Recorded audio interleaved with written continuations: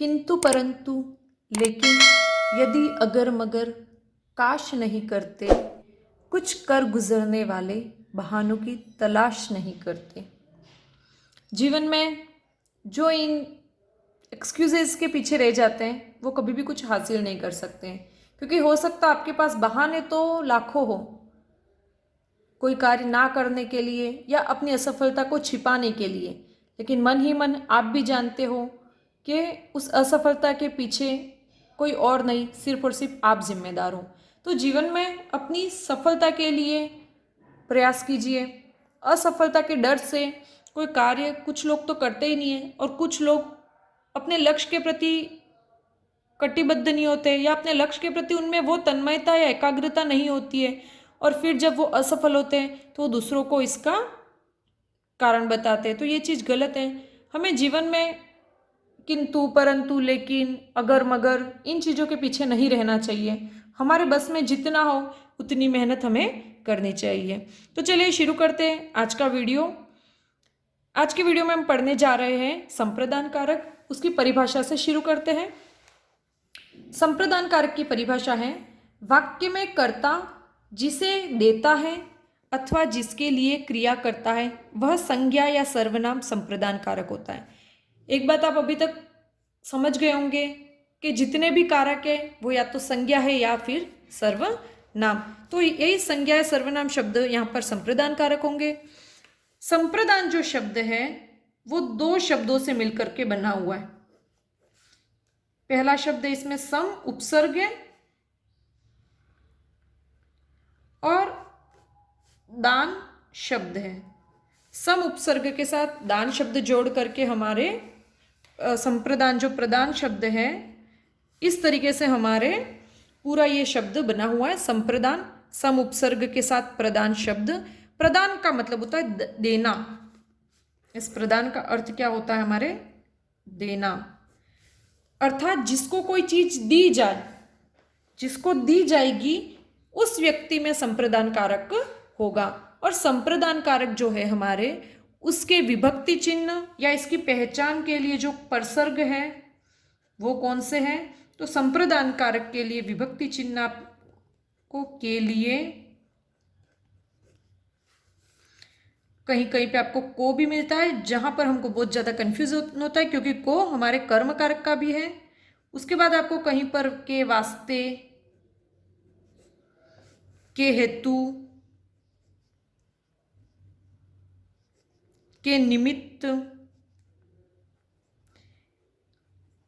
इस टाइप के भी शब्द आपको दिखाई दे सकते हैं, लेकिन आपको कंफ्यूज नहीं होना है। अगर वाक्य से आपको यह समझ में आ रहा है कि यहाँ पर एक व्यक्ति दूसरे व्यक्ति को कुछ दे रहा है, तो जहां पर भी देने की बात हो, मतलब जिस व्यक्ति को दिया जा रहा है उस व्यक्ति में संप्रदान कारक होगा। तो चलिए कुछ उदाहरण हम देख लेते हैं। और यहाँ पर जो एक को है, इस को का प्रयोग हमेशा द्विकर्मी क्रिया में होगा। मतलब जिस क्रिया में दो कर्म होंगे वहां पर को का प्रयोग, को विभक्ति चिन्ह का प्रयोग आपको मिलेगा। द्विकर्मी क्रिया में सदैव को विभक्ति चिन्ह का प्रयोग होता है। अभी द्विकर्मी क्रिया क्या होती है तो इन दोनों उदाहरणों से आपको स्पष्ट हो जाएगा। पुलिस ने चोर को दंड दिया। इस वाक्य में दंड और चोर को, ये दो कर्म है, जिसमें एक कर्म हमारे पास निर्जीव होता है और एक कर्म हमारे सजीव होता है। तो सजीव कर्म के साथ हमेशा आपको को विभक्ति चिन्ह दिखाई देगा। और यहाँ पर क्रिया आ गई देना, ठीक है। तो देना क्रिया के साथ जब सजीव कर्म आपको मिलेगा, उस द्विकर्मी क्रिया में सजीव कर्म के साथ को जो होगा वो हमारे यहाँ पर कौन सा है? संप्रदान कारक।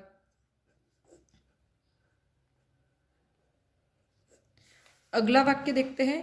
ललित ने मोहन को स्वेटर दिया। तो यहाँ पर ये जो मोहन को है, तो यहाँ पर मोहन को में भी हमारे मोहन शब्द में संप्रदान कारक है, और ये जो को है वो विभक्ति चिन्ह है। ये तो विभक्ति चिन्ह जिससे पता चल रहा है कौन सा कारक है, लेकिन संप्रदान कारक किस में है? तो मोहन शब्द में, यहाँ पर चोर में।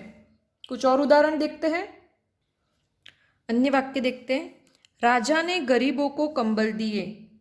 गरीबों जो शब्द है उसके पीछे को विभक्ति चिन्ह हमारे हैं। तो ये जो गरीबों शब्द है इसमें हमारे संप्रदान कारक का प्रयोग हुआ है। नानाजी लता के लिए पोशाक लाए, तो लता के बाद आपको दिखाई दे रहा है के लिए, ठीक है, तो यहाँ पर भी हमारे संप्रदान कारक है। राम ने श्याम के लिए घर खरीदा, तो श्याम शब्द में भी हमारे संप्रदान कारक, और के लिए हमारे विभक्ति चिन्ह है। माँ बच्चों के लिए खाना बनाती है, तो बच्चों के लिए। उसके बाद माँ के लिए साड़ी लाओ, तो माँ के लिए साड़ी लाओ, तो यहाँ इन सारे वाक्यों में हमारे संप्रदान कारक का प्रयोग किया गया है। राम विद्यालय गया, इस वाक्य में विद्यालय में कौन सा कारक है अगर पूछा जाए, तो राम विद्यालय गया, राम कर्ता, गया क्रिया, और बीच में हमारे शब्द है विद्यालय। तो जो विद्यालय वो यहाँ पर कर्म है, भले यहाँ पर को विभक्ति चिन्ह जो आपको दिखाई नहीं दे रहा, राम विद्यालय को गया की जगह यहाँ पर राम विद्यालय गया, लेकिन यहाँ पर हमारे कौन सा कारक है, कर्म कारक। ये विद्यालय जो शब्द है वो यहाँ पर कर्म है। लेकिन अगला देखिए, विद्यालय शब्द में कारक होगा सिर्फ जब वाक्य प्रयोग किया जाता है, तब पूरे वाक्य के आधार पर हमें उत्तर देना होता है। लेकिन एक शब्द सिर्फ दिया गया है हमको, विद्यालय शब्द, और उसमें बोल रहा है कौन सा कारक है, तो इस शब्द में कौन सा कारक है उसके लिए हमको इस शब्द को तोड़ना होगा पहले। तो विद्यालय जो शब्द है वो दो सार्थक शब्दों से मिला है, विद्या और आलय, जिसमें हमारे पूर्व पद है विद्या और उत्तर पद है आलय। तो हमें जब एक सिंपल सा शब्द दिया जाए और उसमें फिर हमको कारक पूछा जाए, तब हमको उस शब्द के दो सार्थक टुकड़े करने हैं और उत्तर पद देखना हमेशा। तो इसका उत्तर पद क्या है, हमारे आलय। तो उत्तर पद के साथ हमें एक प्रश्न पूछना है, किसके लिए। क्या प्रश्न पूछेंगे हम, किसके लिए आलय, तो किसके लिए आलय है, विद्या के लिए। आलय मतलब घर, तो किसके लिए घर बनाया गया, तो विद्या के लिए, मतलब जहां पर विद्या प्राप्त की जाए। तो इसलिए यहां पर कौन सा कारक है, हमारे संप्रदान कारक। एक बार हम संबंध कारक पढ़ेंगे, फिर ऐसे ही एक एक शब्दों में कारक की पहचान कैसे की जाए वो भी पढ़ेंगे। और ये टॉपिक हम आगे जाकर हमारे तत्पुरुष समास में भी देखेंगे, क्योंकि ये सारे तत्पुरुष समास के ही उदाहरण हैं, लेकिन कारक से संबंधित है, इसलिए कारक के साथ भी हम इस चीज को एक बार पढ़ेंगे। तो चलिए पहले पढ़ लेते हैं हम संबंध कारक। संबंध कारक, इसकी परिभाषा देखते हैं। किसी वाक्य में आए संज्ञा या सर्वनाम शब्द का संबंध दूसरे, उसी वाक्य में आए दूसरे संज्ञा या सर्वनाम शब्द से प्रकट करने वाले पद संबंध कारक कहलाते हैं। मतलब एक वाक्य हम लिखते हैं और इस चीज को और भी ज्यादा स्पष्ट करते हैं। राधा का घर बहुत सुंदर है, तो यहां पर का तो हमारे क्या है, विभक्ति चिन्ह। राधा जो है वो हमारे संज्ञा है, शब्द है, और घर भी हमारे क्या है, संज्ञा शब्द।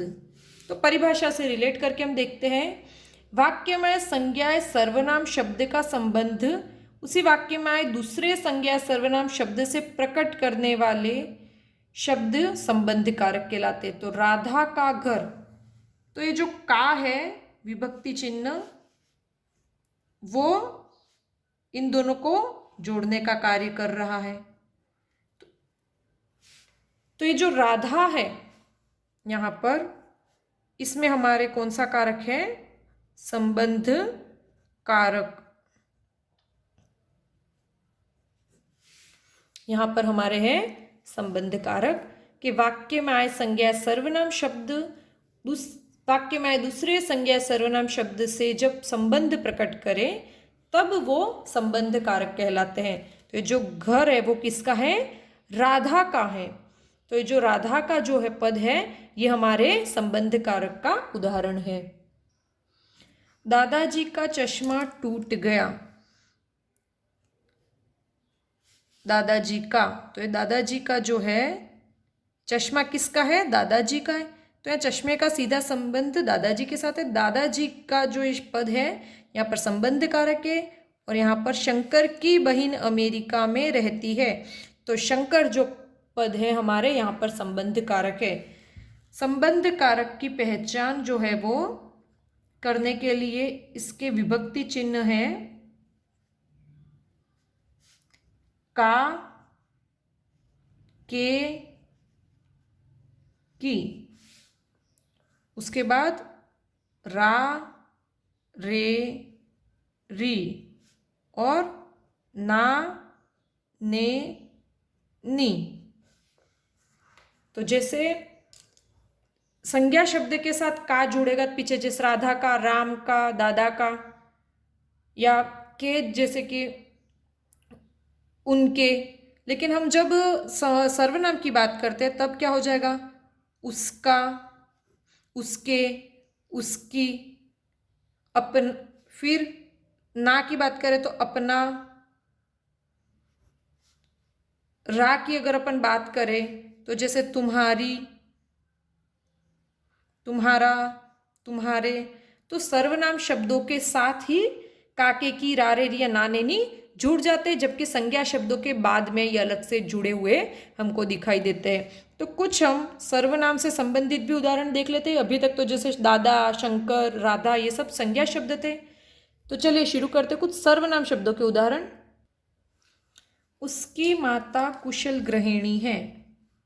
तो यहाँ पर उसकी में जो की है वो विभक्ति चिन्ह है, लेकिन सर्वनाम शब्द के साथ विभक्ति चिन्ह हमेशा जुड़ के ही होता है। इसलिए जो उसकी है यहाँ पर हमारे संबंध कारक है।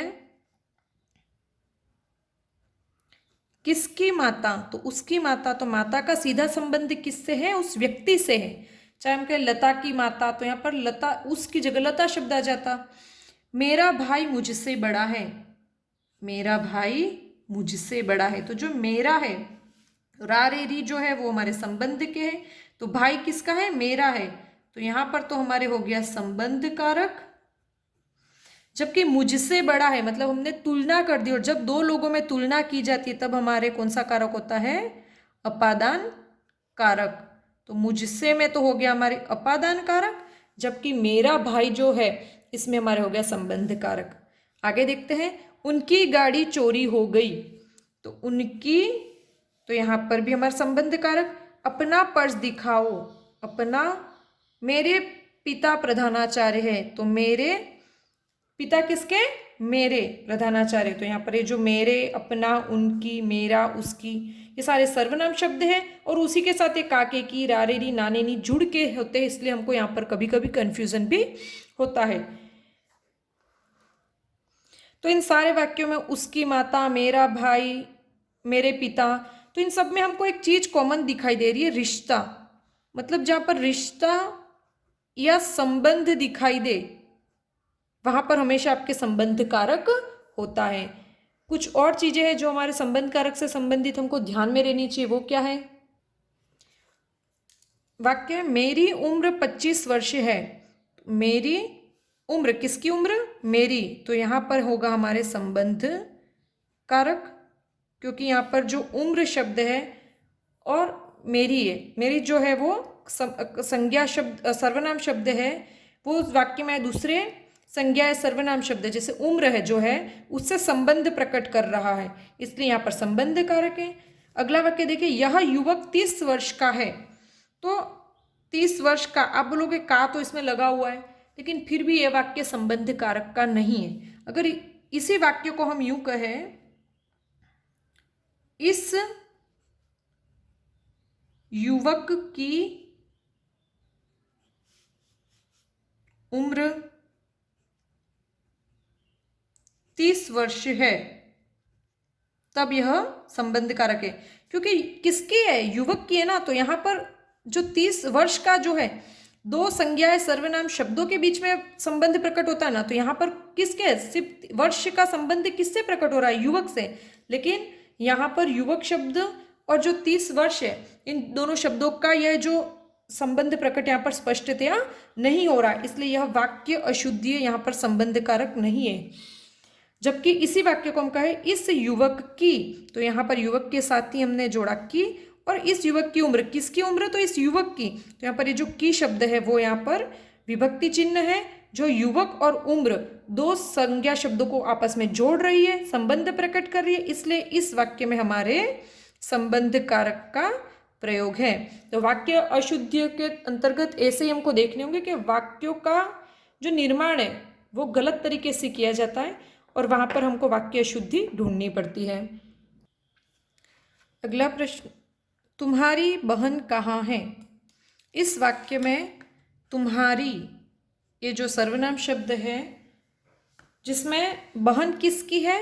तुम्हारी। तो ये जो री है वो तो हमारे हो गया विभक्ति चिन्ह, और तुम्हारी ये पूरा जो पद है वो हमारे यहाँ पर संबंध कारक है। इस पद में तुमने क्या कहा? तुमने, अब आप सोचोगे ना ने नी तो संबंध कारक में भी होता है, तो यहाँ पर तुम के साथ ने विभक्ति चिन्ह दिख रहा है इसलिए संबंध कारक, लेकिन यहाँ पर संबंध कारक नहीं है। तुमने क्या कहा, तो यहाँ पर कहने का कार्य यही व्यक्ति कर रहा है, इसलिए यहाँ पर ये कर्ता कारक है, और ऐसे भी कर्ता कारक का विभक्ति चिन्ह हमारे नहीं होता ही है। तो यहाँ पर आप कंफ्यूज मत होना। तुम्हारी कक्षा में कितने छात्र हैं? तो तुम्हारी कितने, यहाँ पर भी हमारे संबंध कारक है। वह सोने का हार है। सोने का, कोई भी वस्तु जिस तत्व से या कहीं जिस धातु से बनी हो, वहां पर भी धातु से निर्मित चीजों में भी संबंध कारक होता है।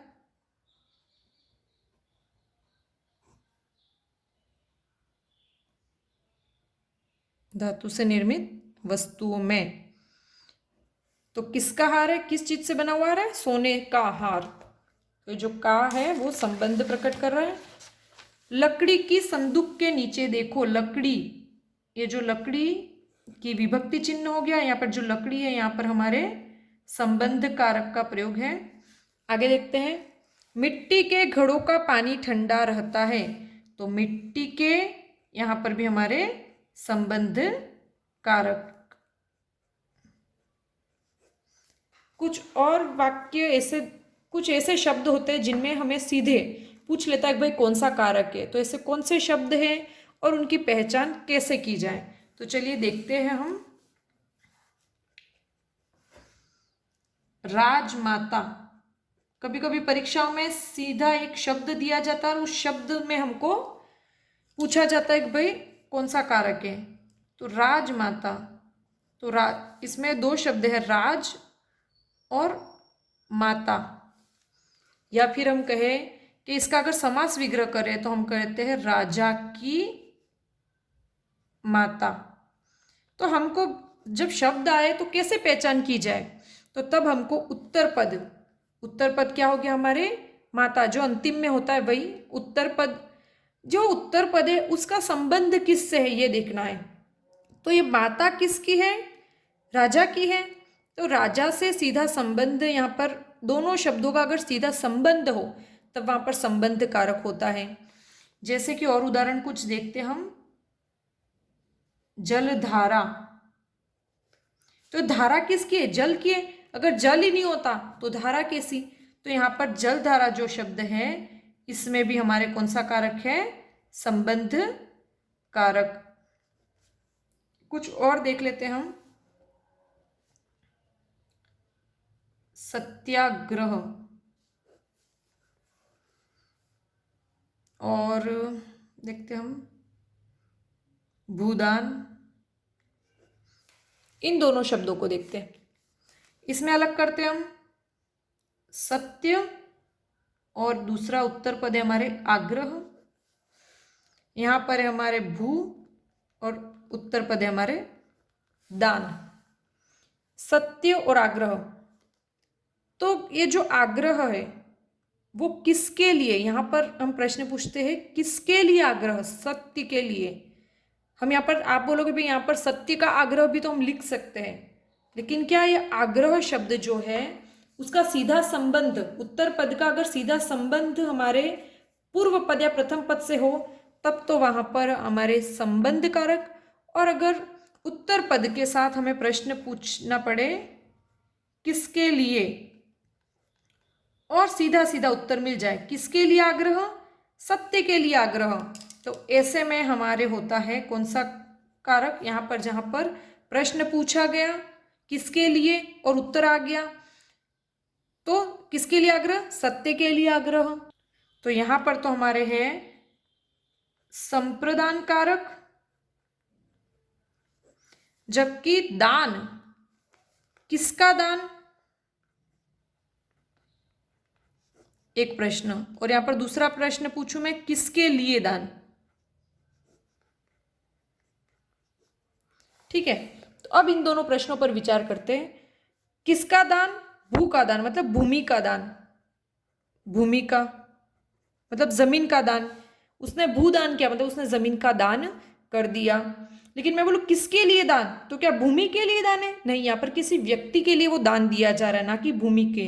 तो ये जो भूदान शब्द है, यहाँ पर ये जो दान है उत्तर पद है, उसका सीधा सीधा संबंध किससे, मतलब वो किस पर आश्रित है, प्रथम पद पूर्व पद पर वो आश्रित है। इसलिए यहाँ पर संबंध संप्रदान ना होकर के यहाँ पर कौन सा कारक होगा, हमारे संबंध कारक। मतलब जहां पर उत्तर पद से किसके लिए प्रश्न पूछा जाए और उत्तर मिल जाए सीधा सीधा, तो वहां पर संप्रदान कारक। जबकि जो उत्तर पद होता है वो पूर्व पद से ही जुड़ा होता है या पूर्व पद पर ही आश्रित होता है, तब वहां पर आपके संबंध कारक होता है। जैसे देशभक्ति, तो किसके लिए भक्ति, देश के लिए भक्ति, है ना। और आपको सेना नायक, तो किसका नायक, सेना का नायक, कि वो नायक कब है, जब उसके पास सेना हो, तो उसका नायक का सीधा संबंध जो है वो सेना से है, इसलिए सेना नायक जो है वो संबंध कारक है। जबकि देशभक्ति जो शब्द है हमारे वो संप्रदान कारक का उदाहरण है। तो कभी कभी तो वाक्य प्रयोग पूरे आएंगे और उसमें से आपको ढूंढना पड़ेगा, और उसमें तो आपको विभक्ति चिन्ह होंगे तो बहुत आसान होगा, लेकिन आजकल सीधे एक शब्द दिया जाता है और उस शब्द के अंदर ही हमको कौन सा कारक ये पूछा जाता है, तब हमको प्रथम और उत्तर पद दोनों को अलग करना होता है और उत्तर पद के साथ प्रश्न पूछना पड़ता है किसके लिए, जवाब मिल गया तो संप्रदान कारक, और दोनों पदों को अलग किया और उत्तर पद का संबंध सीधा सीधा हमारे पूर्व पद से है, और किसका का उत्तर अगर हमको मिल जाता तब वह पर हमारे संबंध कारक हो जाता। तो यहाँ पर किसके लिए का उत्तर नहीं है, क्योंकि भूमि किसके लिए दान की जा रही है, वो कोई व्यक्ति अलग होगा, लेकिन दान किसका किया जा रहा है, भूमि का। जल दान, अगर यहाँ पर भूमि दान की जगह भूदान की जगह मैं बोलूँ जल दान, तो जल के लिए दान थोड़ी है, जल का दान है, क्योंकि दे ही हम वही वस्तु रहे, पानी ही दान कर रहे ना, भूमि ही दान दे रहे ना, कन्या ही दान दे रहे ना। तो यहाँ पर वही वो दोनों शब्द आपस में संबंधित है, उन दोनों शब्दों को अलग अलग नहीं किया जा सकता। लेकिन यहाँ पर जिसके लिए, विद्या के लिए, जैसे हम कहें विद्यालय, अब आप बोलो इसके तो दो हम कर लेंगे, एक तो हो गया हमने निकाल लिया विद्या के लिए आलय,